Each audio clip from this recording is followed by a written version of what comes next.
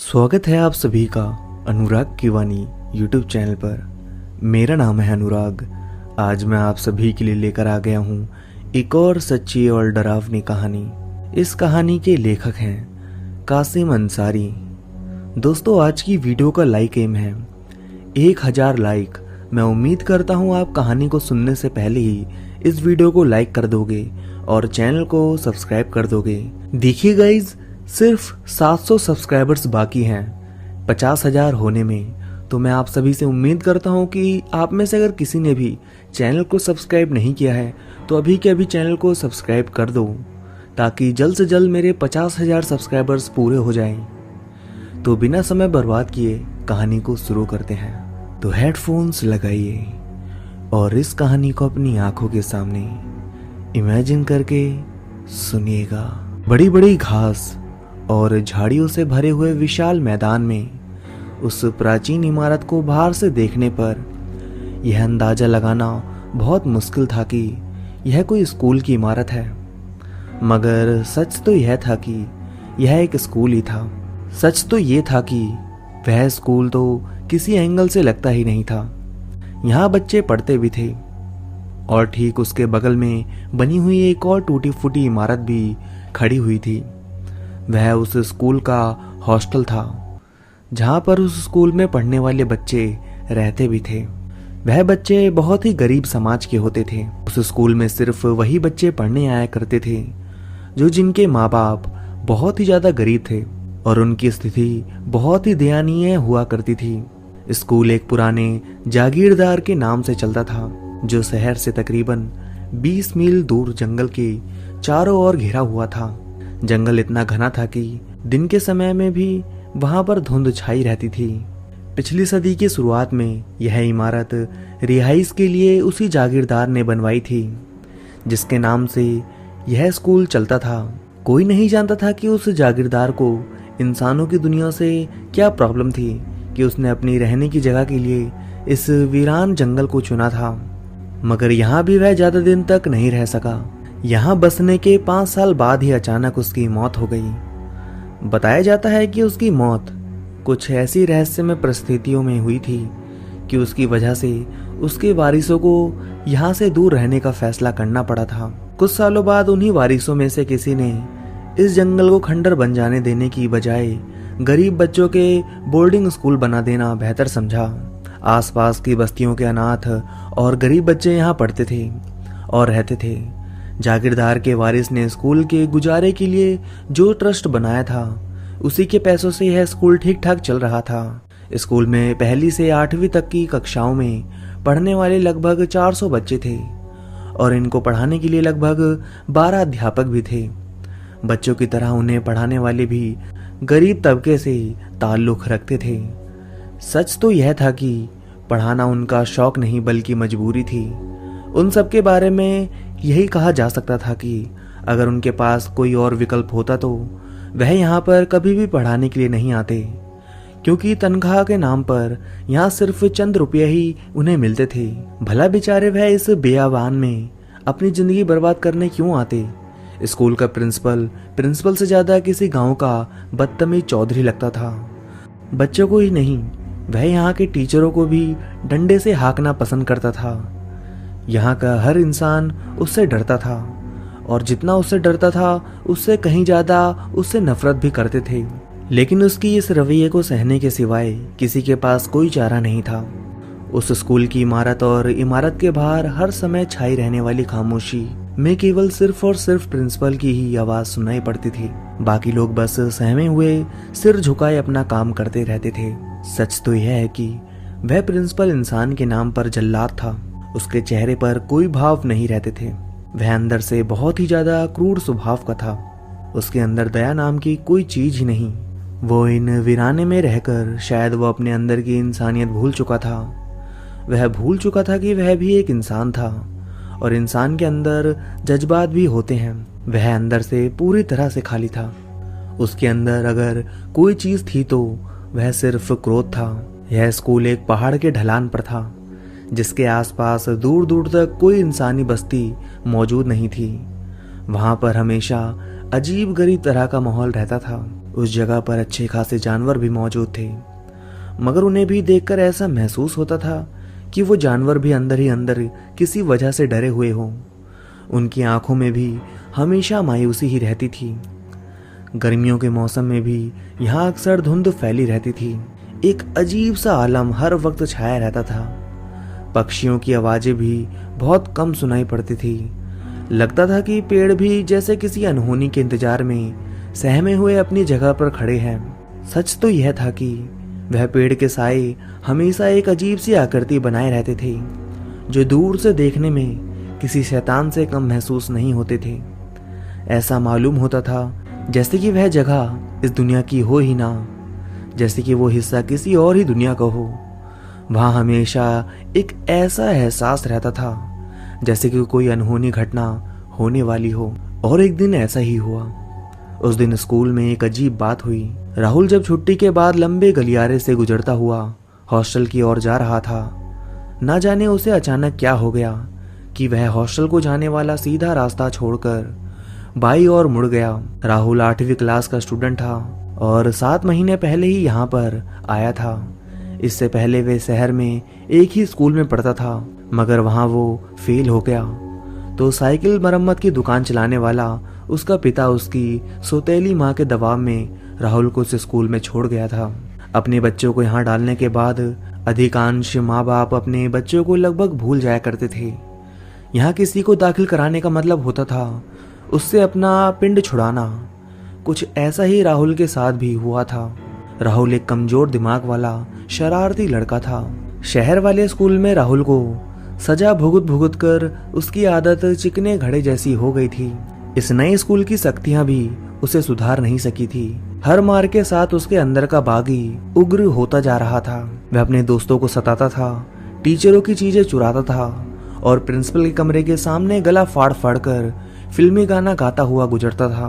उसे किसी भी बात का डर नहीं था। मार खाते हुए भी उसे हमेशा मुस्कुराते देखा जाता था। उस दिन जब वह हॉस्टल की बजाय बाई तरफ अंधेरे रास्ते पर मुड़ गया था, तब उसे असाधारण रूप से एक कठोर दंड मिला हुआ था। बात यह थी कि आहते में जमीन के एक छोटे से हिस्से पर प्रिंसिपल सब्जियों की खेती करवाता था। खेती पर मेहनत बच्चों से कराई जाती थी, मगर वहां उगने वाली ताजी सब्जियां केवल प्रिंसिपल के किचन में सजती थी। बाकी लोगों का पेट शहर से आने वाली सड़ी गली सब्जियों से भरता था। उस दिन राहुल का दिमाग ना जाने किस बात पर घूमा हुआ था। वह सब्जियों के बगीचे में घुसकर जानवरों की तरह पौधों को उजाड़ने लगा। पकड़े जाने पर पहले तो प्रिंसिपल ने उसकी पीठ पर कई लकड़ियां तोड़ दी। उसके बाद की सजा यह मिली कि उसे दोपहर का खाना भी नहीं मिला और स्कूल का टाइम खत्म होने के बाद उसे एक टीचर की निगरानी में 4 घंटे तक कक्षा में बेंच पर खड़ा रखा गया था। हॉस्टल से क्लास से जाने की इजाजत मिली। उस समय तक मैदान में खेलने का टाइम खत्म हो चुका था। वह उदास मन से हॉस्टल की तरफ जाते जाते बाई ओर मुड़ गया। राहुल इसी रास्ते से स्कूल और हॉस्टल के बीच आता जाता था। कभी उसकी बाई ओर मुड़ने वाले रास्ते की तरफ नहीं गई थी। आज अचानक ही उसका ध्यान उस अनजान मोड़ की तरफ चला गया था। राहुल की जगह अगर कोई और सोचने समझने वाला इंसान होता तो उसे यह देखकर बहुत ताज्जुब होता कि कल तक जहां गलियारे के किनारे सपाट दीवार थी, आज वहां रास्ता कैसे बन गया। राहुल तो बस चुपचाप यूं उस तरफ मुड़ गया था, जैसे कि वहां पर कोई बहुत ही दिलचस्प सामान मौजूद हो। असल में उसे ऐसा लग रहा था जैसे कि उस तरफ से अंधेरे में किसी ने उसे बहुत धीमी सी आवाज दी हो। राहुल डरने वाला लड़का तो कभी था ही नहीं। वो आराम से अंधेरे में चलता हुआ चला गया। अंधेरा गहरा होता जा रहा था। यह अजनबी रास्ता राहुल के लिए और लंबा होता जा रहा था। ऐसा लगता था कि कभी खत्म ही नहीं होगा। फिर अचानक राहुल ने छत से पानी टपकने की आवाज सुनी। उसके अलावा कहीं और कोई आवाज ही नहीं थी। वह भी नहीं जिसे सुनकर वह उस तरफ गया था। कुछ देर बाद उसके कदम किसी जमीन पर पड़ना शुरू हुए। उस पर काई बिछी हुई थी। वो देख तो नहीं सकता था, मगर उसकी फिसलन ऐसी थी कि कदम उसे जमा जमा कर चलना पड़ रहा था। पानी टपकने की आवाज बराबर आ रही थी। राहुल के होठों पर एक अजीब सी उत्साह की मुस्कुराहट थी। उसे लग रहा था कि वह किसी महत्वपूर्ण खोज पर निकला हुआ है। उसे यह भी एहसास हो रहा था कि उसे कुछ ऐसा मिलने वाला है जो पहले किसी और को नहीं मिला था, और यह एहसास उसके लिए बहुत मजेदार था, जो उसे एक अलग ही आनंद दे रहा था। मगर उसे क्या मालूम था कि कोई वहां था जिसने एक योजना के तहत उस एहसास को उसके मन में अपनी ओर से पैदा किया था। वह कमजोर बुद्धि वाला लड़का था। ऐसी गुड़ बातों का ज्ञान भला उसे कैसे हो सकता था। चलते चलते सामने कुछ दूरी पर उसे एक हल्की सी रोशनी दिखाई दी। फिसलन पर संभलने की कोशिश करते करते वो थक गया था, मगर इस रोशनी ने उसके उत्साह को ताजा कर दिया था। रोशनी की तरफ बढ़ते बढ़ते वह कमरे के खुले हुए दरवाजे तक पहुंच गया। खुले हुए दरवाजे के कमरे के अंदर कतार से आगे पीछे रखे हुए बेंच पड़ी दिखाई साफ लग रही थी कि वह किसी क्लास का कमरा था, जो इस वक्त बिल्कुल खाली था, जैसे कि इससे पहले किसी भी विद्यार्थी के कदम वहां पर पड़े ही ना हो, जैसे वे क्लास अपने पढ़ने वालों का इंतजार कर रही थी। राहुल को यह देखकर बहुत ज्यादा निराशा हुई। वह सोचने लगा, तो क्या मैं इतनी दूर चलकर केवल सिर्फ इस क्लास को देखने के लिए आया था? उसे वैसे भी पढ़ाई से नफरत थी, उसे टीचर से नफरत थी। वह वहां से वापस ही जाने वाला था, तभी अचानक उसे बहुत बड़े सपाट दीवारों वाले कमरे में किसी किनारे से एक अजीब सी आवाज सुनाई दी थी। अजीब भाव में उससे कुछ कहा गया था। उसने इस तरह की भाषा कभी नहीं सुनी थी। सच तो यह था कि वह उस भाषा को समझ ही नहीं पाया था। उसने चौंक कर उस आवाज के स्रोत की तरफ देखा। उसने देखा एक बहुत लंबी इंसानी काया एक मंच पर रखी थी। उसने सिर से पैर तक एक काला लबादा पहन रखा था, जिसमें से सिर्फ उसका चेहरा और हाथ बाहर थे। उसके पीछे दीवार पर एक लंबा ब्लैक बोर्ड लगा हुआ था। उस परछाई ने राहुल से फिर उसी अजनबी भाषा में कुछ कहा। अजीब भाषा थी, और कितनी अजीब भाषा थी, उससे कहीं ज्यादा अजीब उसकी आवाज थी। उस सीधे खड़े हुए विशालकाय शरीर से निकलने वाली आवाज कुछ ऐसी थी जैसे किसी दांत विहीन बूढ़ी औरत की होती है।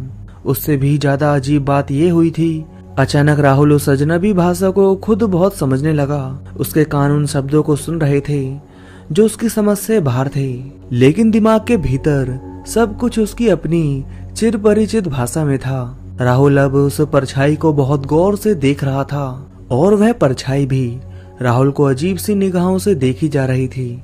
कुछ देर बाद राहुल के कानों में वही अजनबी शब्द अजनबी भाषा में उस परछाई से आई, बैठ जा राहुल, तुम्हें मैंने ही यहाँ पर बुलाया है। उस आदेशात्मक लहजे को सुनकर राहुल चुपचाप एक कुर्सी पर बैठ गया।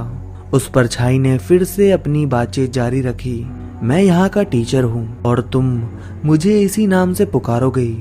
मेरी क्लास में तुम्हारा स्वागत है। तुम्हें इस क्लास में वह बातें पढ़ाई जाएंगी जिनसे विपरीत पढ़ाई तुम अब तक करते रहे हो। यह परछाइयों की क्लास है राहुल, यहाँ सारी बातें उल्टी होंगी। मिसाल के तौर पर अब तक तुम्हें बताया गया था कि झूठ बोलना गलत है। जो लोग तुम्हें यह बताते हैं वह दरअसल खुद झूठ बोलते हैं। इसका मतलब है झूठ व्यवहारिक है और सच मिथ्या है। यहाँ तुम्हें वह बातें सिखाई जाएंगी जो सच होती हैं। परछाइयों की यह दुनिया पाप की दुनिया है, और पाप व्यापारिक है और पुण्य केवल मिथ्य है। यहाँ तुम्हें पाप के गुण समझाए जाएंगे जिन्हें अपनाकर एक दिन तुम उन सारे सुखों को प्राप्त कर लोगे जिन्हें सच बोलने जैसी बेकार की बातों से नहीं पा सकते। वह परछाई नुमा टीचर बहुत सारी बातें बहुत जल्दी जल्दी किसी मशीन की तरह बोल गया। उसने ऐसी बहुत सी बातें राहुल को सिखाई जो उसे बहुत अच्छी लगी। उसे अपने माँ बाप से नफरत थी, उसे प्रिंसिपल और टीचर से भी नफरत थी, उसे सारी दुनिया से नफरत थी। राहुल ने उस परछाई की ओर देखते हुए कहा कि वह उसकी आज्ञा का पालन करेगा। उसकी बात सुनकर वह परछाई बहुत खुश हुई और उसने राहुल की तरफ फिर से शून्य भरे लहजे में देखते हुए कहा, नफरत के इस अंधेरे को अपने मन में बढ़ाते रहना चाहिए ताकि एक दिन सारी दुनिया उस अंधेरे में समा जाए। राहुल उस परछाई की बात को बहुत गौर से सुन रहा था। वह उसके अल्फाज को बड़ी बारीकी से जांच भी रहा था। हालांकि वह उस अजनबी भाषा से अज्ञान था। उसे कुछ भी समझ में नहीं आ रहा था कि आखिर वह परछाई उससे बोल क्या रही है, मगर फिर भी वो सब कुछ समझ रहा था कि वह उससे क्या बातें कर रही है। जैसे कि राहुल के दिमाग के अंदर उस भाषा का कोई बॉक्स खुल गया हो। और अब राहुल अच्छी तरह से समझ रहा था उस परछाई की भाषा को, और वह परछाई की हर बात पर हाँ में सर हिला रहा था। राहुल की स्थिति ठीक बिल्कुल वैसी हो गई थी जैसे कि किसी सम्मोहित व्यक्ति की होती है। कुछ ही देर बाद राहुल के चेहरे के रंग बदल गए। उसकी आंखों में अचानक से शैतानियां झलकने लगी और उसने शैतानी अंदाज में मुस्कुराते हुए उस परछाई की तरफ देखकर कहा, मुझे आपकी बात समझ में आ गई है। मैं आपके हर आदेश का पालन करूंगा और सारी जिंदगी अंधेरे को फैलाने में लगा दूंगा। जब तक अंधेरा पूरी दुनिया में फैल नहीं जाता, मैं तब तक नहीं रुकूंगा। राहुल ने बहुत गुस्से में परछाई की तरफ देखकर कहा। वह परछाई से ऐसे बात कर रहा था मानो कि वो उस परछाई को वर्षों से जानता हो। उस परछाई यानी टीचर का यही उद्देश्य था कि इसी उद्देश्य को लेकर राहुल को आगे बढ़ना था। उसे टीचर के लिए और शागिर्द लाने थे अपने ही जैसे। घंटे भर की क्लास परछाई और राहुल के बीच बातें हुई। टीचर में एक अजीब सा जादू था, उस परछाई में एक अजीब सा आकर्षण था। उस जादू ने कुछ ही देर में अपनी भाषा को समझाना और बोलना राहुल को सिखा दिया। सालों से जो फिसड्डी स्टूडेंट था, देखते ही देखते वो बहुत कुछ समझ गया। वो बहुत खुश था। अचानक हालात उसके पक्ष में होने लगे थे। उसने देखा कि टीचर की चेहरे की जगह पर कुछ नहीं था, लवादों के बीच केवल शून्य था। इसी शून्य से आवाजें आ रही थी और वह सुन रहा था। मजे की बात थी कि उस परछाई से भी उसे बिल्कुल भी डर नहीं लगा। वह एक मजबूत दिल वाला लड़का था। उसका साहस और हिम्मत और बढ़ चुकी थी। टीचर यानी उस परछाई की क्लास से जब राहुल लौटा तो एक नया इंसान था। नया और बुरा इंसान मारे खुशी के गुनगुना रहा था, जोर जोर से फिल्मी गाने गा रहा था। उसे किसी की परवाह नहीं थी। परछाई ने उसकी शख्सियत में एक नया अंदाज भर दिया था। उसके जरूरत का पहला इम्तिहान उसने एक बड़े हिस्से में मेंढक को अपने पैरों तले बड़ी बेरहमी से कुचलकर पास कर दिया। उसके बाद कीचड़ की तरह बिखरी हुई मेंढक की लाश को देखकर जोर जोर से गाने गाने लगा। स्कूल के अहाते में दूर तक सन्नाटे में आवाज लगाता रहा। सहमी हुई खामोशी में उसकी आवाज ना जाने कहां तक गई। उसे किसी चीज का डर नहीं था, ना प्रिंसिपल का, ना चारों तरफ फैले हुए रहस्यमय जंगल का। जंगल की काली आंखें उसे चुपचाप देख रही थी। खाने का टाइम कब का निकल चुका था। सारा स्कूल नींद में समा चुका था। वो परछाई से मिलने के बाद खुशी में अपनी भूख और नींद सब भूल गया था। अगली सुबह से ही स्कूल में अजीबोगरीब बातें होना शुरू हो गई। सबसे पहले राहुल ने 4 बच्चों का नाश्ता उनसे छीनकर अकेले खा लिया। जब उन बच्चों ने विरोध किया तो राहुल ने उन्हें अपने दांत दिखाए, जैसे वह इंसान के बजाय किसी भेड़ियों के दांत हो। बच्चे पहले भी उससे डरते थे और उसके दांत देखकर और भी ज्यादा डर गए। एक अजीब बात यह थी कि राहुल एक नई भाषा बोल रहा था। क्लास में टीचर ने उससे एक सवाल किया तो उसने उसी अजनबी भाषा में न जाने क्या कह दिया। टीचर को क्या पता, वह एक नई भाषा बोलने लगा था। टीचर ने अपना सवाल फिर दोबारा दोहराया। राहुल ने जवाब के लिए फिर उसी भाषा का इस्तेमाल किया। टीचर को इतना गुस्सा आया कि वे उसका कान खींचने लपका, पर राहुल ने पहले ही उसका हाथ पकड़ लिया। टीचर न केवल उम्र में उससे बहुत बड़ा था, बल्कि उसके मुकाबले में बहुत तंदुरुस्त भी था, मगर वह राहुल से अपना हाथ ना छुड़ा सका। टीचर को लगा उसके हाथ में बर्फ जैसी ठंडक फैल रही है। फिर यह कपकपा देने वाली ठंडक उसके शरीर में फैलने लगी। उसे महसूस हुआ कि उसकी नसों में बर्फ की धारा बह रही है। इससे पहले यह बर्फीली धाराएं उसे जमा देती, राहुल ने उसका हाथ छोड़ दिया। टीचर की आंखों में देखते हुए राहुल मुस्कुरा रहा था और टीचर हैरान परेशान खड़ा था और राहुल खुश था। राहुल के खुश होने पर टीचर की हैरानी और ज्यादा बढ़ गई, क्योंकि राहुल की उस मुस्कुराहट में कोई ऐसी बात थी जो पहले नहीं हुआ करती थी। उसने पहले भी उससे बदतमीजी की थी। पहले वह चुपचाप मार खाता था और मुस्कुराता था। पहली बार उसने उस टीचर का हाथ पकड़ा था। पहली बार उसके शरीर में बर्फीली धाराएं बह रही थी और पहली बार उसकी मुस्कुराहट ने उसे गुप्त चेतावनी दी थी। राहुल खुश था कि उसकी इस हरकत पर वह बिना चेहरे वाला टीचर यानी कि परछाई बहुत खुश होगी। वो उसकी सीख पर पहला कदम रख चुका था। डरे हुए उस टीचर ने उस दिन प्रिंसिपल से मुलाकात करके कसम खाकर बताया कि राहुल ने जब क्लास में उसका हाथ पकड़ा था तो उसने उसकी मुस्कुराहट में कोई अजीब बात देखी थी। वह मुस्कुराहट दरअसल किसी इंसान की थी ही नहीं। प्रिंसिपल ने उसकी बात सुनकर उसका मजाक उड़ाना शुरू कर दिया और वह उस टीचर को बहुत गौर से देखने लगा। कुछ देर तक प्रिंसिपल उस टीचर को ऐसे ही गौर से देखता रहा और फिर गुस्से भरे लहजे में टीचर की तरफ देखकर कहा, तुम यह बकवास करने के लिए मेरे पास आए हो? तुम्हें लगता है कि मैं तुम्हारी बेतुकी बातों पर यकीन कर लूंगा? अगर भविष्य में कभी भी ऐसा अंधविश्वास लेकर मेरे पास आए तो मैं तुम्हें 2 मिनट में नौकरी से निकाल दूंगा और लात मारकर इस स्कूल से बाहर फेंकवा दूंगा। दोबारा मेरे पास इस तरह की बेतुकी बातें लेकर मेरा समय बर्बाद करने के लिए यहाँ पर मत आना। निकल जाओ यहाँ से। प्रिंसिपल की बात सुनकर टीचर ने मन ही मन कहा कि प्रिंसिपल कुछ भी कहे, आगे से वो राहुल से दूर रहने की कोशिश करेगा। अगर वह क्लास में फिल्मी गाना गाता है, अगर वह अपनी पढ़ाई नहीं करता, अगर वो उसके सवालों का उसी अजनबी भाषा में जवाब देता है, तब भी वो उसे सजा देने की बजाय उसके पास तक नहीं जाएगा। उसने मन ही मन में यह भी तय किया कि वह अपनी रगों में बर्फ की ठंडक को जिंदगी भर नहीं भूलेगा। सच तो यह था कि वह टीचर बहुत ही ज्यादा डर चुका था। राहुल बहुत ज्यादा खुश था। उसे यह बात आश्चर्यजनक नहीं लगी कि उसका कमजोर दिमाग जो आज तक 5 का पहाड़ा याद नहीं कर पाया था, वह बड़ी तेजी से उस परछाई की भाषा को सीखता जा रहा था, जैसे कि वह उसकी मातृभाषा हो। वो ऐसे अच्छे टीचर यानी कि परछाई को खुश करने के लिए कुछ भी कर सकता था। उसके दोस्तों में कुछ ऐसे थे जो कम से कम दूसरों की तरह उससे नहीं घबराते थे। वह हमेशा उससे दूर नहीं रहना चाहते थे। दोपहर के खाने के समय उन्हीं में से एक दोस्त राहुल के पास आया। उसके मन में राहुल को लेकर जो उत्सुकता हमेशा रही थी वह अब बढ़ चुकी थी। उसने प्रशंसा भरे लहजे में राहुल की तरफ देखकर कहा, कुछ भी कहो राहुल, आज तुमने उस टीचर को अच्छा सबक सिखाया। मैंने नहीं, उस परछाई ने सिखाया। परछाई? कौन सी परछाई? दरअसल वह परछाई ही मेरा टीचर है। मैं उन्हें अपना गुरु मानता हूँ। यहाँ तो सभी टीचर एक जैसे गधे हैं, मगर वह बहुत अच्छा है। वह जो चीजें सिखाता है उन्हें यह गधे टीचर सपने में भी नहीं सोच सकते।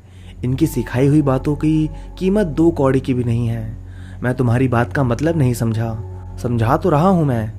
तुम्हें और क्या क्या सिखाता है वो? उस लड़के की उत्साह गजब की उछाल मार रही थी। यही मसलन हमें उस अंधेरे को बढ़ाना है जो बढ़ते बढ़ते एक दिन पूरी दुनिया को निकल जाएगा। राहुल ने कुछ रुक कर आगे कहा, क्या तुम मेरे टीचर की क्लास में पढ़ना चाहते हो? रमेश चौंक गया। उसे जरा भी अंदाजा नहीं था कि राहुल किस चीज की बात कर रहा था। हो सकता था यह महज शरारत हो जो उसे किसी झंझट में फंसा दे, जिसकी वजह से उसे प्रिंसिपल की मार मिल जाए। इसी दौरान राहुल जल्दी जल्दी खाना खाता रहा और मुस्कुराता रहा। आखिरकार रमेश ने हाँ कर दी। उस दिन शाम को राहुल जब उस परछाई की क्लास में पहुंचा तो उसके साथ उसका दोस्त रमेश भी था। रमेश राहुल की तरह मजबूत दिल वाला नहीं था। उसे सारी बातें डरावनी लगी। अंधेरे से भरा ना जाने कितना लंबा रास्ता था कि रमेश कई बार रास्ते पर गिरते गिरते बचा था। उसके लिए तो सबसे डरावना था मास्टर का, यानी उस परछाई का चेहरा, जहां चेहरे की जगह सिर्फ एक खाली जगह थी। उस चेहरे को देखकर रमेश बड़ी जोर से चीखने ही वाला था कि न जाने उसे क्या हुआ। उसका डर अचानक अपने आप दूर हो गया। उस परछाई ने उन दोनों को देखकर कहा, अंधेरी की दुनिया में तुम्हारा स्वागत है। रमेश को बहुत ज्यादा ताज्जुब हुआ। जिस तरह उसका डर अपने आप उससे दूर हो गया था, ठीक उसी तरह उस परछाई की अजनबी भाषा उसे अपने आप समझ में आने लगी थी। राहुल की तरह वो भी अब उस भाषा को समझ सकता था और पढ़ भी सकता था और बोल भी सकता था। उस परछाई ने अंधेरी की दुनिया के बारे में बोर्ड पर लिखकर समझाया। मक्खी की टांगों की तरह टेढ़े मेढ़े अक्षर न जाने किस काल और देश के थे, मगर राहुल और रमेश ने उन्हें पढ़ा, समझा और अपने दिमाग में नोट भी किया। परछाई का कमाल अजीब था। उनके दिमाग में वह अपने विचार डाल रहा था। यह वह बातें थी जो हमारी दुनिया में अनैतिक मानी जाती थी। ईर्ष्या, घृणा, विश्वासघात और हत्या के पक्ष में कही गई बातें। परछाई अपने खास मिशन पर थी। उसने उनसे कहा कि वह अगले दिनों में दूसरे बच्चों को लेकर भी आए। वह जब हॉस्टल लौटे तो बहुत खुश थे। राहुल और रमेश वे एक दूसरे से काली दुनिया की भाषा में बात कर रहे थे। कह रहे थे अब रमेश भी राहुल की तरह मुस्कुरा रहा था।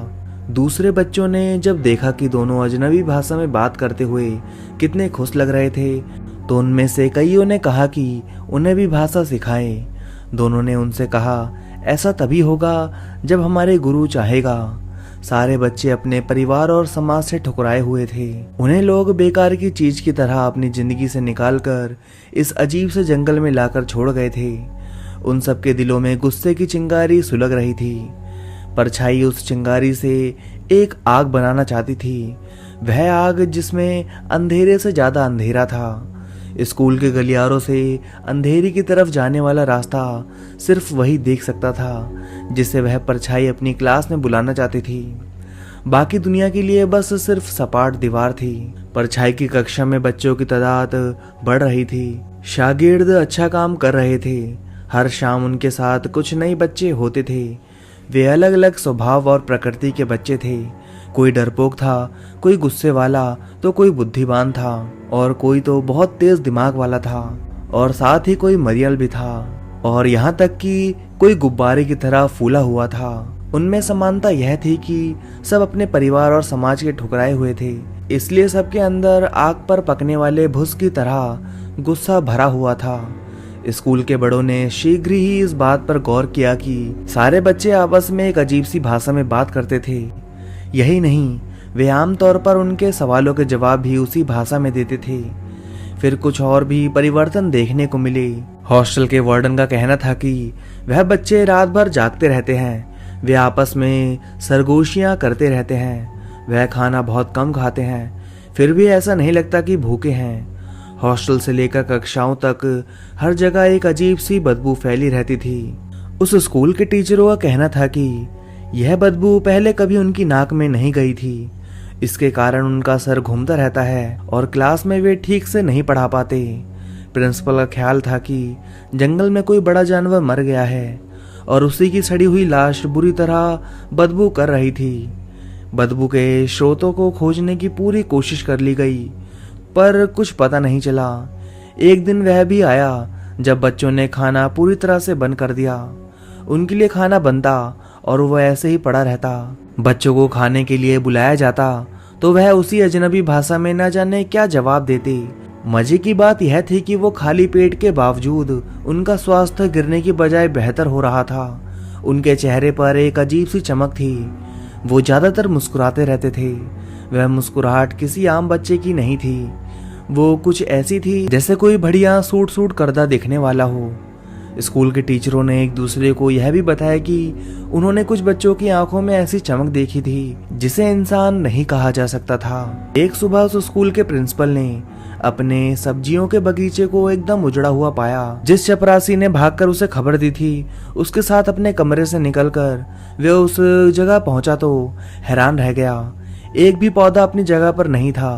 प्रिंसिपल के अंदर गुस्सा कई दिनों से वैसे भी खोल रहा था। बच्चों के बारे में उसे जो बातें सुनने को मिली थी वह खुश करने वाली नहीं थी। उसे लगा सचमुच कोई कठोर कार्रवाई करने का वक्त आ चुका है। उसने सारे बच्चों को वहीं बुलाकर एक कतार में खड़ा किया और उसके बाद डंडों से उन सबको पीटना शुरू कर दिया। उनको पीटते पीटते उसके सर पर एक पागलपन सवार हो गया। यह भी पूछने की जरूरत उसने नहीं समझी कि उनमें से किसने बगीचे को उजाड़ा था। वह उन सबको दंड दे रहा था। वह सब उसके मुजरिम थे। दया का कोई नन्हा सा भाव नहीं था। अगर दया उसके मन में कहीं थी भी तो उस वक्त वह भी सूख चुकी थी। वह 200 बच्चों के जिस्म पर अकेले दम डंडे से प्रहार करता चला गया।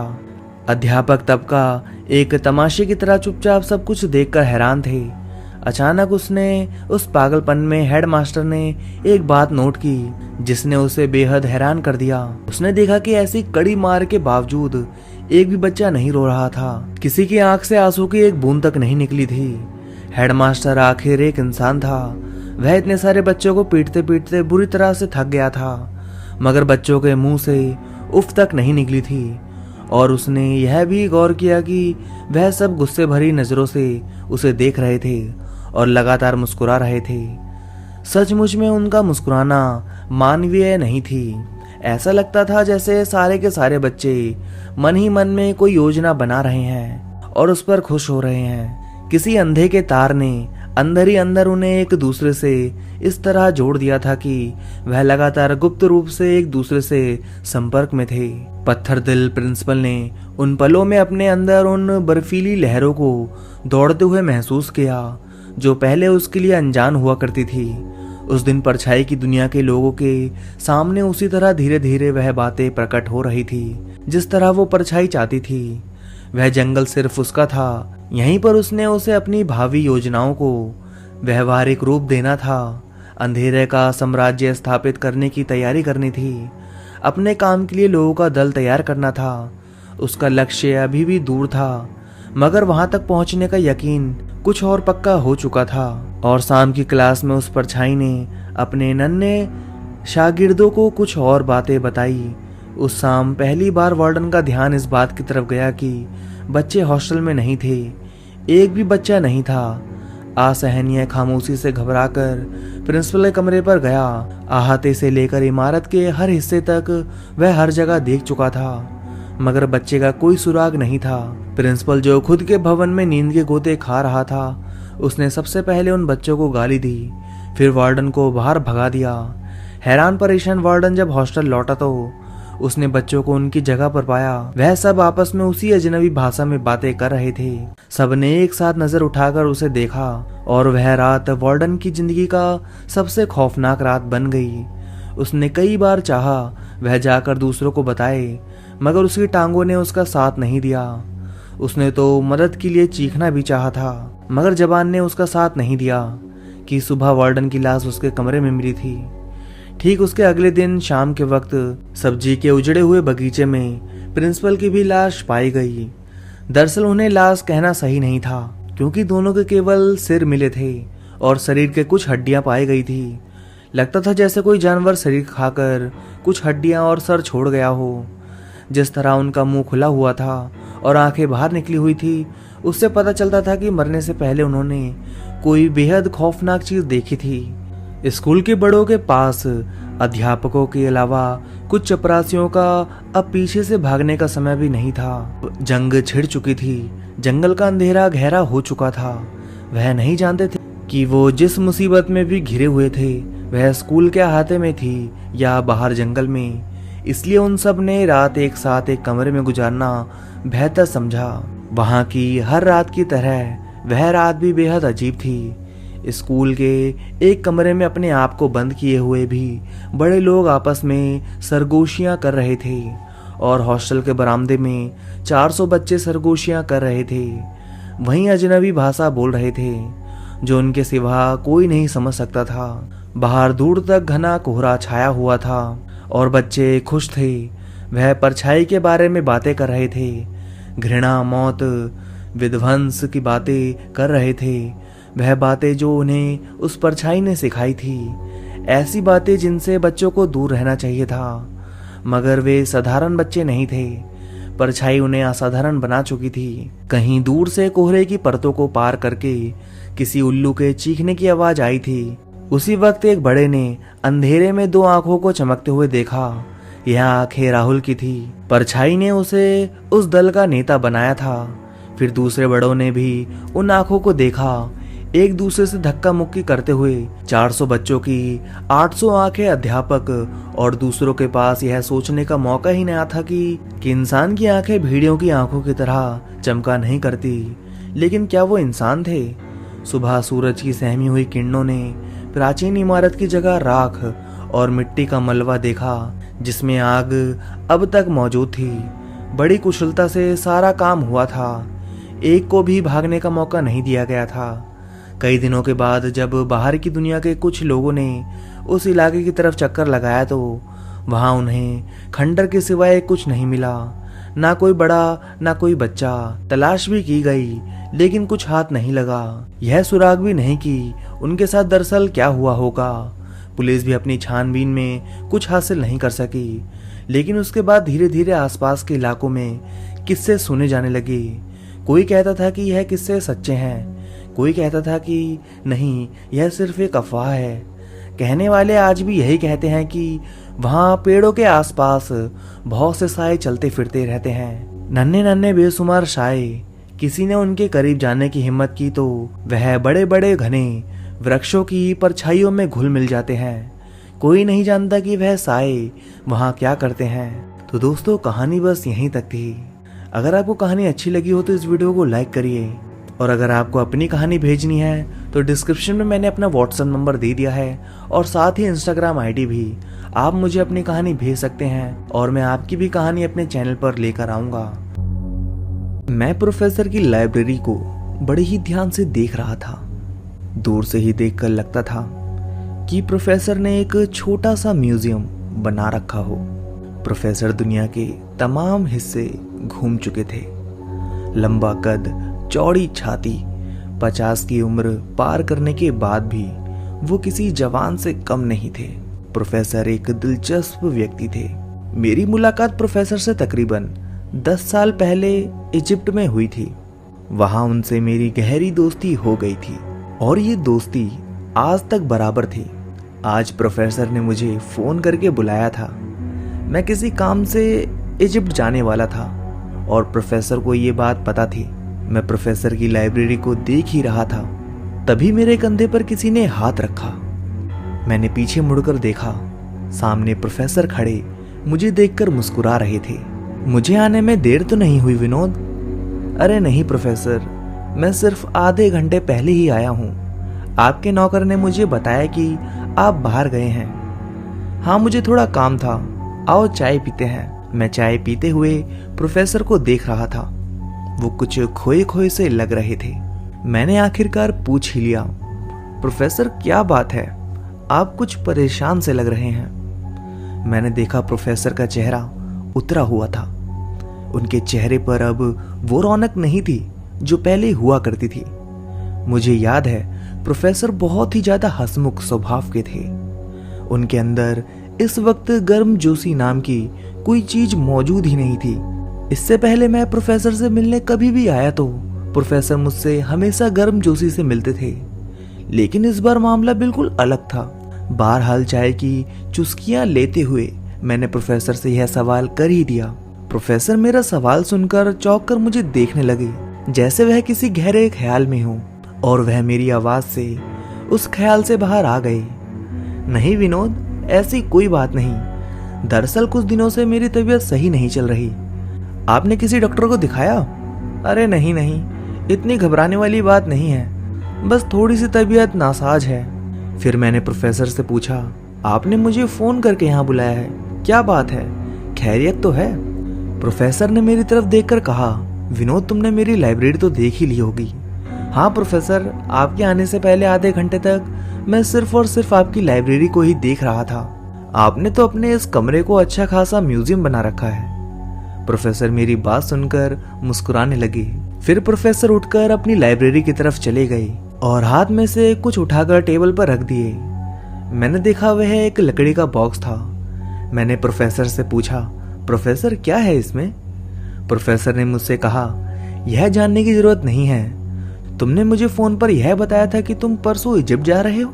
मैंने हाँ में सर हिलाया। हाँ प्रोफेसर, मैं परसों इजिप्ट जा रहा हूँ। प्रोफेसर मेरी बात सुनकर बोले, मैंने तुम्हें यहाँ पर इसलिए बुलाया है, दरअसल यह बॉक्स जो तुम्हारे सामने टेबल पर रखा है, इस बॉक्स को तुम इजिप्ट ले जाओ। मैं प्रोफेसर की तरफ सवालिया नजरों से देखने लगा। प्रोफेसर आपकी बात तो ठीक है, इस बॉक्स को मैं इजिप्ट ले जाऊंगा और मुझे कोई दिक्कत भी नहीं है, पर आप मुझे यह तो बताइए कि यह बॉक्स मुझे देना कैसे है? प्रोफेसर जो मेरी बात तो बहुत गौर से सुन रहे थे, बहुत धीरे और आहिस्ता से बोले, तुम्हें यह बॉक्स किसी को देना नहीं है। जब इजिप्ट जाना और जब तुम किसी रेगिस्तान इलाके से गुजरो तो इस बॉक्स को वहीं पर फेंक देना। यह बॉक्स जिसका है उसके पास चला जाएगा। मुझे प्रोफेसर की बात सुनकर बड़ा अजीब लगा। उस वक्त प्रोफेसर मुझे किसी पागल से कम नहीं लगे। मुझे कहीं ना कहीं ऐसा लगा कि लगता है प्रोफेसर का दिमाग की तवाजुन खराब हो गया है। प्रोफेसर सही कह रहे थे, उनकी तबीयत वाकई सही नहीं थी। प्रोफेसर मेरी सोच को कहीं ना कहीं भाप गए। फिर प्रोफेसर खुद ही बोले, विनोद मैं जानता हूँ मेरी बात तुम्हें इस वक्त बहुत ही बड़ी बेवकूफ़ी लग रही होगी। तुम सोच रहे होगे कि प्रोफेसर पागल कैसे हो गए। ऐसा नहीं है विनोद, मैं तुम्हें सब कुछ बता दूंगा, पर तुम प्लीज इस बॉक्स को अपने साथ इजिप्ट में ले जाओ और रेगिस्तानी इलाके में इसको फेंक देना। उसके बाद तुम्हारे हर सवाल का जवाब मैं दे दूंगा। फिर मैंने प्रोफेसर से दोबारा पूछा, प्रोफेसर कम से कम मुझे इतना तो बता सकते हो कि इसमें क्या है। प्रोफेसर मेरी तरफ देखे। मुझे प्रोफेसर की आंखों में एक खौफ सा नजर आया।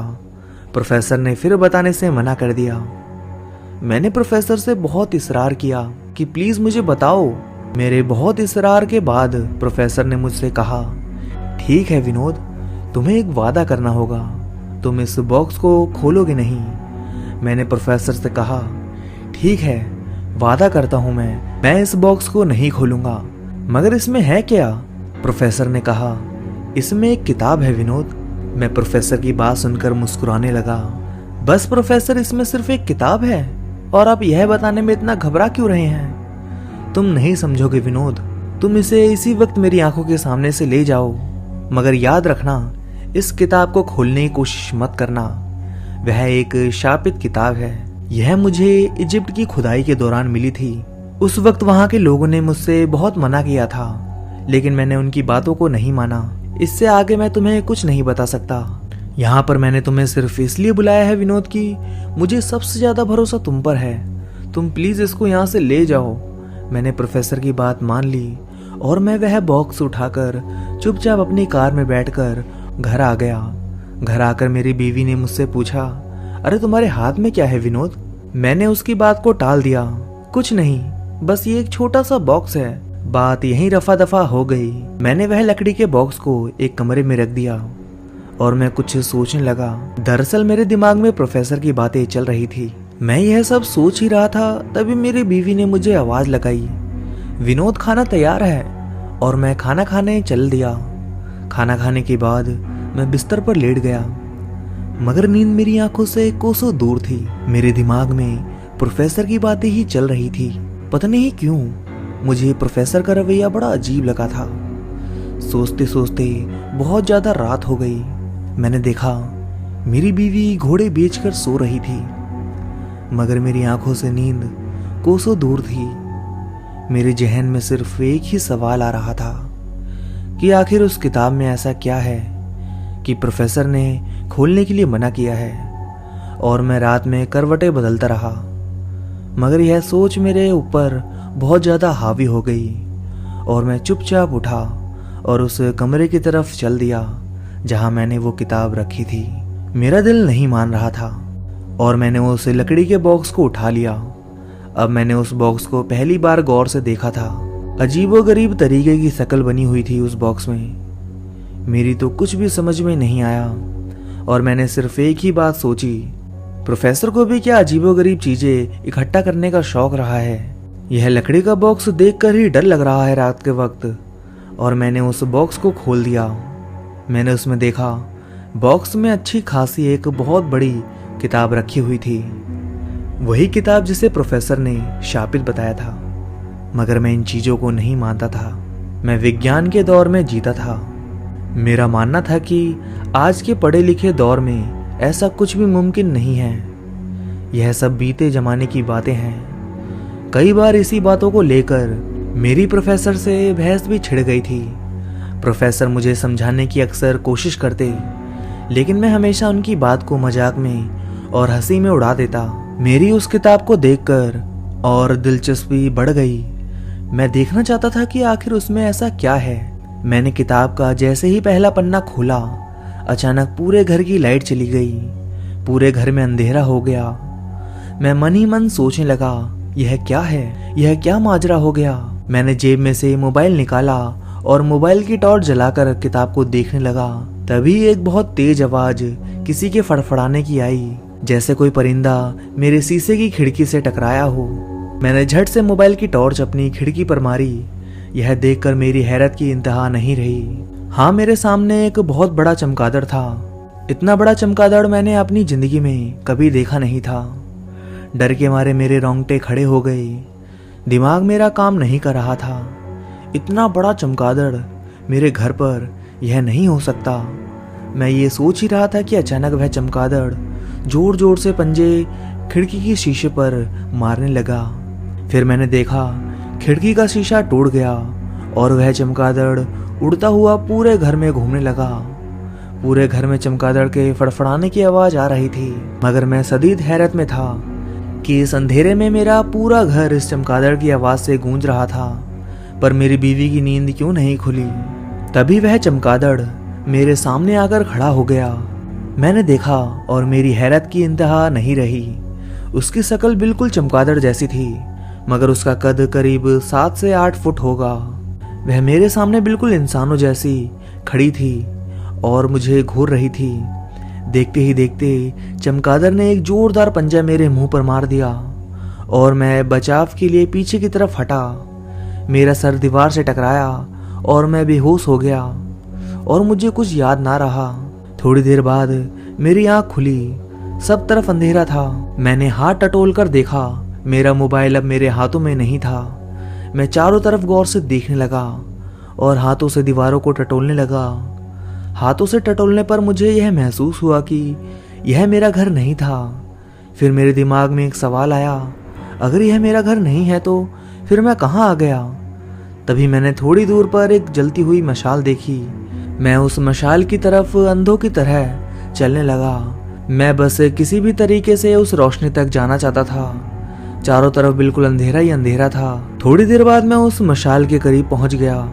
मैंने देखा कि वहां पर थोड़ी रोशनी थी, लेकिन मेरे जहन को शदीद झटका तब लगा जब मैंने देखा कि मैं अपने घर पर मौजूद नहीं था, बल्कि मैं एक खंडर में मौजूद था। चारों तरफ जो इससे पहले वहां पर मुझे अंधेरा दिखाई दे रहा था, यकायक वहां पर मशालें जलने लगी और चारों तरफ रोशनी ही रोशनी हो गई। यकायक मैंने देखा एक सफेद कपड़ों में एक महिला मेरी तरफ चली आ रही थी।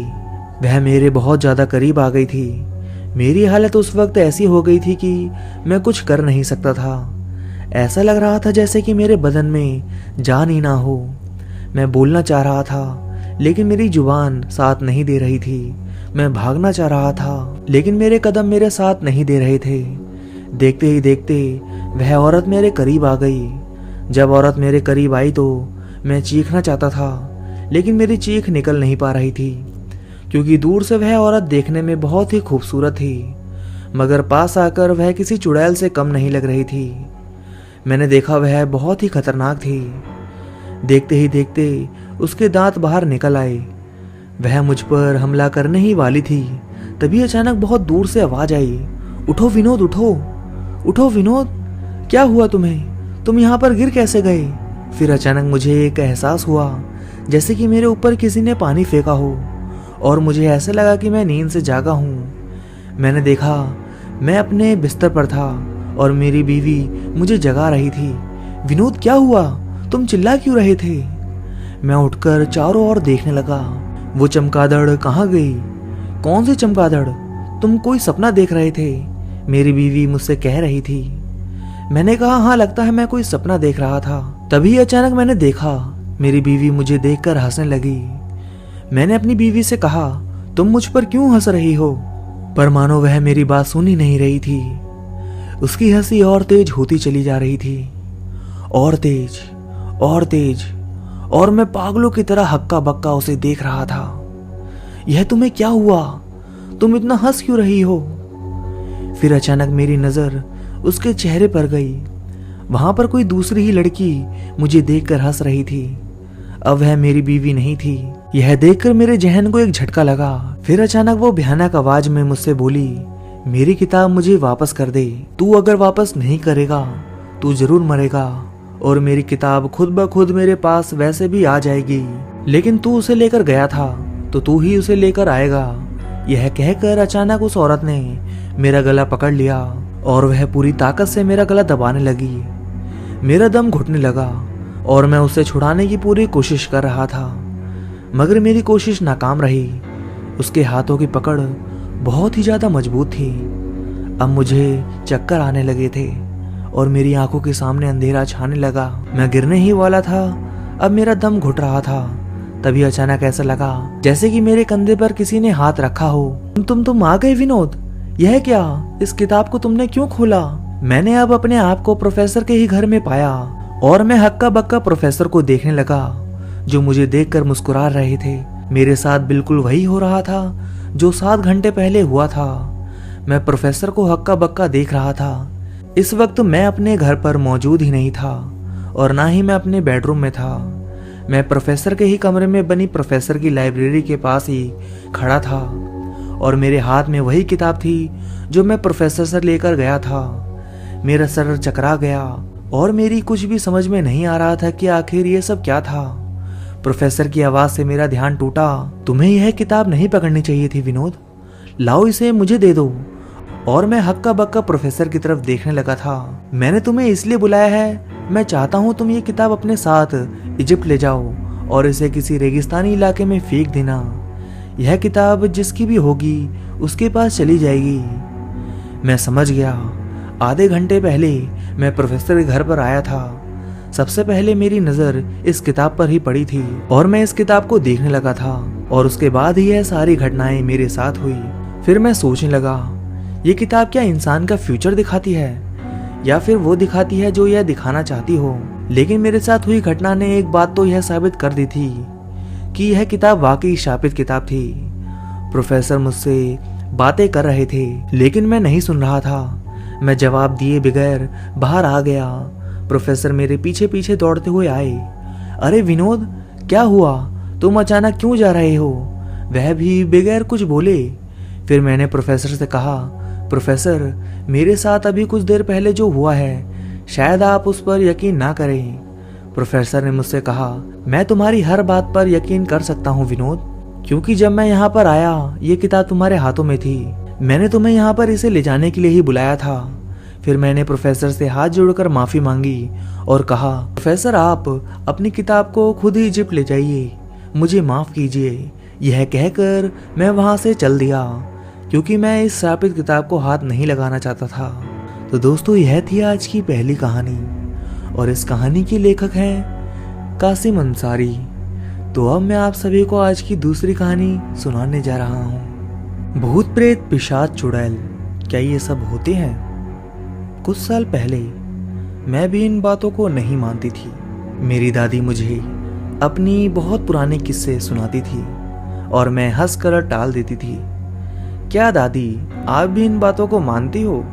दादी किस्से सुनाती और मैं उन्हें सिर्फ कहानी समझकर मजाक में उड़ा देती। लेकिन आज जब मैं अपने साथ हुए उस हादसे को याद करती हूँ तो मेरी अंदर से रूह तक कांप जाती है। मेरा नाम अलीशा है और मैंने एक लंबी उम्र पाई है। आज मेरी उम्र 80 के आसपास है। मुझे अपनी दादी की बात याद है। मेरी दादी मुझसे कहा करती थी, अलीशा तू बहुत सालों तक जिएगी। मैं उम्र के आखिर पड़ाव पर हूँ। मैं अपने साथ हुए एक हादसे को आपको बताना चाहती हूँ। शायद आप लोग यकीन ना करें, पर यकीन मानो मेरा एक एक लफ्ज सच्चा है। बात बहुत पुरानी है। जब मेरी उम्र 15 या 16 की होगी, हम पंजाब के रहने वाले थे। ये जमाना 1960 के आसपास का था। मेरे बाबा खेती करते थे। गर्मियों की छुट्टियों में मुझे अपनी ननिहाल जाने का मौका मिला। मेरी ननिहाल मेरे गांव से 100 मील के फासले पर थी। उस रात मैं पूरी रात नहीं सोई क्योंकि मेरी वहां पर 3 सहेलियां थीं। मेरा उनसे बहुत गहरा दोस्ताना था। हमारे ननिहाल में हमारी दोस्ती की मिसाल दी जाती थी। दूसरे दिन मैं, दादी और मेरी माँ मेरी ननिहाल को चले गए। मेरे कदम वहां पर पहुंचे ही थे कि मेरी तीनों सहेलियां भागती हुई मेरे पास आ गई और हमारे घर वाले कहने लगे, लो जी आ गई अलीशा की धमाल चौकड़ी। अब देखो गांव में क्या धमाल होता है। मेरी सहेलियां मेरी हम उम्र ही थी। उनके नाम मैं कभी नहीं भूल सकती। एक का नाम रज्जो था, दूसरी का नाम जायदा था और जो मेरे सबसे ज्यादा करीब थी उसका नाम शिल्पी था। माँ, मैं खेलने जाऊं? जाओ बेटा, लेकिन शाम होने से पहले आ जाना। तभी हमारे नाना बोले, अलीशा ज्यादा दूर तक नहीं जाना और गांव के दाहिने तरफ जो बरगद का पेड़ है वहां पर हरगिज मत जाना। मैं हंसती हुई अपनी सहेलियों के साथ चली गई। मुझे याद है उस दिन हम बहुत खेले। ये वो जमाना था जब लोगों के दिल में प्यार बहुत होता था, एक दूसरे के लिए लड़कपन था, दौर था। शाम करीब थी, तभी शिल्पी ने मुझसे कहा, चल अलीशा घर चलते हैं, अब शाम होने वाली है। मगर अभी मेरा मन नहीं भरा, मैंने मुंह बनाते हुए कहा। तभी जायदा बोली, अरे तो कल फिर आ जाएंगे। क्या बात है, तुम लोग तो ऐसे डर रहे हो जैसे शाम को भूत आ जाएंगे। तभी रज्जो ने कहा, भूत नहीं अलीशा, चुड़ैल। तुझे याद है काका ने क्या कहा था? उस बरगद पर चुड़ैल रहती है। गांव के सभी लोग शाम को अपने घर में आ जाते हैं। मैं उसकी बात सुनकर खिलखिलाकर हंस दी और मजाक बनाने वाले अंदाज में बोली, तुम लोग यकीन करते हो इन सब पर? मेरे ऐसे बोलने के अंदाज से वो तीनों मुझे टकटकी बांधे देखने लगी। यह तू क्या कह रही है अलीशा? क्या तू चुड़ैल पर यकीन नहीं करती? अरे बाबा, चुड़ैल भूत प्रेत कुछ नहीं होते। यह सब ना हमारे मन का वहम होते हैं और मैं यह तुम लोगों को दिखा सकती हूँ। मेरी तीनों सहेलियां मासूम सी शक्ल बनाए हुए मेरी तरफ देखने लगी और मुझसे पूछने लगी, कैसे दिखा सकती हो? यह सब कुछ झूठ होता है। मैंने उन तीनों से कहा, अभी इस बात का फैसला हो जाएगा। शाम होने में अभी कुछ वक्त है। मुझे बताओ वह बरगद का पेड़ कहाँ है? हम लोग वहां पर चलते हैं। यकीन मानो वहां पर कुछ नहीं मिलेगा। रज्जो ने साफ साफ मना कर दिया, नहीं बाबा नहीं, मैं वहां पर नहीं जाऊंगी। अगर घर वालों को पता लग गया तो बहुत डांट पड़ेगी। अरे ओह, उन्हें पता चलेगा तब पड़ेगी ना, मैंने आंखें भरते हुए कहा। तभी शिल्पी ने मुझसे कहा, अलीशा मेरी बात मान, घर चलते हैं, वहां खतरा है। काका ने मना भी किया था वहां पर जाने के लिए, पर मैं जिद पर अड़ गई। मैंने उन लोगों की एक नहीं सुनी। मेरी तीनों सहेलियां मुझे बेचारी गिरी के आलम में देखने लगी। यह वह जमाना था जब लोग दूसरे का दिल नहीं तोड़ सकते थे। यह वह जमाना था जब एक दोस्त दूसरे दोस्त के लिए जान भी दे देता था। मेरी इस तरह से जिद देखकर मेरी तीनों सहेलियों ने हथियार डाल दिए। ठीक है अलीशा, जैसी तेरी मर्जी, चल चलते हैं, जो होगा देखा जाएगा। और मैं चलते चलते उन लोगों से कहने लगी, तुम लोग तो ऐसे डर रहे हो जैसे कि हम बरगद के पेड़ के पास पहुंचेंगे वह पेड़ हमें खा जाएगा। मेरी तीनों सहेलियां खामोश थी। शायद वह जाना नहीं चाहती थी, लेकिन मेरी जिद करने पर वह जाने के लिए मजबूर हो गई थी। थोड़ी ही दूर मुझे एक बरगद का पेड़ नजर आया। फिर शिल्पी ने मेरी तरफ इशारा करके कहा, यही है वह बरगद का पेड़। मैंने बरगद के पेड़ को गौर से देखा।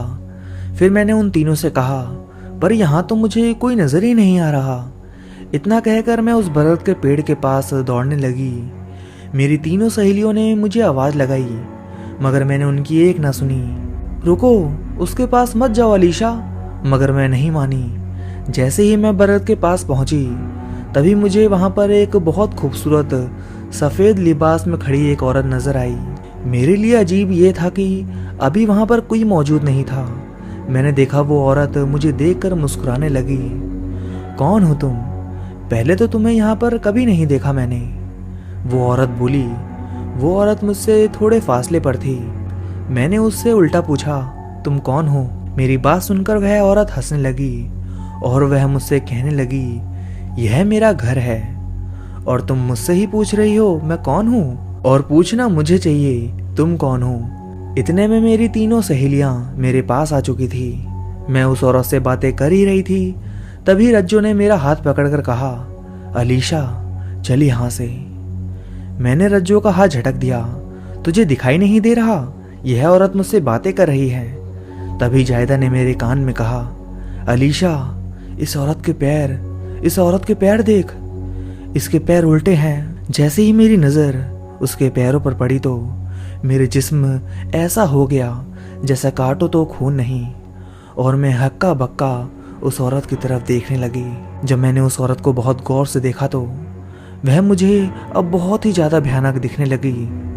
तभी रज्जो ने तेज आवाज के साथ कहा, अलीशा भाग यहाँ से। और मैं उसकी बात सुनकर भागने लगी और मेरी सब सहेलियां भी मेरे साथ भागने लगी।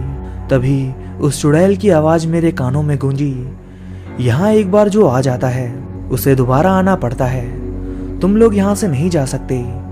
हम लोग भागे भागे अपने घर पर आ गए और फिर दरवाजे पर सबने एक दूसरे के साथ कसम खाई कि हम इस बात का जिक्र अपने घर वालों से नहीं करेंगे, नहीं तो हमें बहुत डांट पड़ेगी। मैं खामोशी से जाकर अपने घर में सो गई। हालांकि मेरे सोने पर और चुपचाप होने पर दादी ने मुझसे सवाल भी पूछा, क्या बात है अलीशा, तू गई बड़ी खुश होकर, तेरी तबीयत तो ठीक है ना? मैंने दादी से बहाना बना दिया, हाँ दादी, मुझे थोड़ी सी थकान हो गई है। दादी मुझे देखकर मुस्कुराने लगी और नाना ने दादी से कहा, आज ये लोग खेले होंगे और पैरों में दर्द होगा और कुछ नहीं है, सो जाने दो। सुबह मेरी आंख खुली तो मैंने दादी की आंखों में आंसू देखे। मैंने दादी से पूछा, क्या हुआ दादी, सब खैरियत तो है? दादी मुझसे लिपट गई और रोने लगी और दादी ने मुझे रोते हुए बताया, बेटा तेरी सहेली शिल्पी कल रात अचानक मर गई। दादी की यह बोल मेरे कानों पर पहाड़ बनकर टूटे। मुझे दादी की बात पर यकीन नहीं आ रहा था। यह कैसी बातें कर रही हो दादी, कल ही तो हम लोग खेल रहे थे। दादी रोने लगी, हाँ बेटा यह सच है। और मैं दौड़ी दौड़ी शिल्पी के घर पर चली गई। वहाँ पर मैंने देखा पूरा गांव इकट्ठा था। मेरी दोनों सहेलियां वहाँ पर पहले से मौजूद थी और मुझे देखकर बोली, मैंने तुझसे मना किया था ना अलीशा, देख तेरे चक्कर में शिल्पी मर गई। वह दोनों बुरी तरह से रो रही थी। जब मैंने शिल्पी की लाश को देखा तो मैं और ज्यादा हैरत में पड़ गई। उसकी लाश पूरी तरह से सफेद पड़ चुकी थी। ऐसा लगता था जैसे उसके जिस्म का एक एक खून का कतरा किसी ने निकाल लिया हो। दोपहर तक शिल्पी को जला दिया गया और मैं चुपचाप अपने घर आ गई। अब मुझे वहां पर बिल्कुल भी अच्छा नहीं लग रहा था। शिल्पी मेरी बहुत अच्छी दोस्त थी। उस जमाने में मकान कच्चे हुआ करते थे। मुझे याद है हमारे नानी का घर के आंगन में एक बहुत बड़ा नीम का पेड़ भी लगा था। दादी मुझे सुला रही थी। तभी दरवाजा खटखटाने की आवाज आई, अलीशा, अलीशा, क्या हुआ? आजा, चल आजा ना, खेलना नहीं है क्या? मैं यह आवाज सुनकर बुरी तरह से चौंक गई और दादी को देखने लगी। दादी ने मुझसे पूछा, क्या हुआ बेटी, क्या देख रही हो? मैंने दादी से कहा, मैंने बाहर अभी शिल्पी की आवाज सुनी, वह मुझे खेलने के लिए बुला रही है। दादी ने मुझसे कहा, कैसी बातें करती है बेटी, पगला गई है क्या? वह आज ही तो मरी है, मरा हुआ कोई वापस आ सकता है क्या? तभी मेरी नजर ऊपर पेड़ पर पड़ी और मैंने देखा शिल्पी पेड़ पर बैठी हुई मुझे देखकर हंस रही थी। मैंने दादी से चिल्लाकर कहा, दादी वो देखो ऊपर शिल्पी बैठी हुई है, अभी कुछ देर पहले उसने मुझे बाहर से आवाज लगाई थी। दादी ने ऊपर देखा और ऊपर देखकर कहा, बेटा यहाँ तो कुछ भी नहीं है, कोई नहीं है, तेरा वहम है। उस रात मुझे नींद नहीं आई। सुबह जब मैं सोकर उठी तो मैंने दादी की आंखों में फिर से आंसू देखे। मैंने दादी से कहा, दादी क्या हुआ? दादी ने कहा, बेटा बेटा आज फिर एक अनहोनी हो गई। तेरी सबसे प्यारी दोस्त रज्जो भी कल रात को मर गई। और मैं पागलों की तरह अपनी दादी को देखने लगी और मैं टूटे टूटे कदमों से अपनी सहेली रज्जो के घर पर आ गई। उसकी भी वही हालत थी जो शिल्पी की थी। तभी मैंने वहां पर मौजूद लोगों में कानाफूसी सुनी। वह लोग एक दूसरे से बातें कर रहे थे। कुछ ठीक नहीं लग रहा है भाई, लग रहा है कोई और भी चक्कर है। गांव वालों की इस तरीके की बात सुनकर मेरा दिल अब डूबने लगा और मेरे हाथ पैर ढीले पड़ गए। मेरी यह हालत मेरी दादी ने देख ली थी। मेरी दादी मुझे उस वक्त घर ले गई और उन्होंने मुझसे पूछा, क्या हुआ बेटी, तू कुछ परेशान लग रही है? और मैं बुरी तरह से रोने लगी और मैंने अपनी दादी को पूरी की पूरी बात बता दी। दादी ने पूरी बात सुनकर मुझे गले लगा लिया और कहा, बेटी घबरा मत, तुझे कुछ नहीं होगा, मैं तुझे उस चुड़ैल को नहीं ले जाने दूंगी। हम कल सुबह ही चलेंगे। यहाँ पर थोड़ी ही दूर फासले पर एक बाबा रहते हैं, तुझे वहाँ ले चलेंगे। रात का वक्त हो गया था। दादी मुझसे बातें कर रही थी। तभी दरवाजे पर फिर खटखट हुई। वो आवाज किसी और की नहीं, मेरी दोनों सहेलियों की थी, शिल्पी और रज्जो की। वो दरवाजे से ऐसी आवाज लगा रही थी कि जैसे जब वो जिंदा थी। अलीशा चल आजा, खेलने चलते हैं, तेरे बगैर मजा नहीं आएगा। मैं दादी से कहने लगी, दादी देखो, मेरी सहेलियां मुझे आवाज लगा रही हैं, मुझे जाने दो। मैं बाहर जाने लगी, तभी मेरी नानी और नाना भी आ गए। मेरी नानी ने चप्पल उठाई और दरवाजे पर मारने लगी, भागो यहाँ से, जिंदा की दोस्ती थी, मरी हुए की कोई दोस्ती नहीं। तभी मेरी नजर पैर पर पड़ी। मैंने देखा वो चुड़ैल ऊपर बैठी हुई मुझे देखकर हंस रही थी। आ जाओ अलीशा, देखो तुम्हारी सहेलियां भी आ गई हैं, तुम भी आ जाओ। और मैं चीखने लगी। वो रात भी बड़ी मुश्किल से कटी। तीसरे दिन मुझे खबर मिली कि जायदा भी अब इस दुनिया में नहीं रही। दादी और नानी ने मुझे उसे देखने नहीं जाने दिया। हम लोग एक पहुंचे हुए बुजुर्ग के पास गए। उन्होंने बताया, इसके ऊपर चुड़ैल का साया पड़ चुका है। इन चारों ने उस चुड़ैल के उल्टे पैर देख लिए थे, जो नहीं देखने चाहिए थे। आज अगर तुम लोग इसे यहाँ नहीं लाते तो यह भी आज मर जाती, चुड़ैल इसे भी साथ ले जाती। फिर दादी मुझे अपने गांव वहीं से वापस ले गई। उस चुड़ैल ने मुझे बहुत दिन तक तंग किया। मैं सालों बीमार रही। मेरी दादी मुझसे यही कहती थी, तू बहुत साल जिएगी अलीशा, तू बहुत साल जिएगी।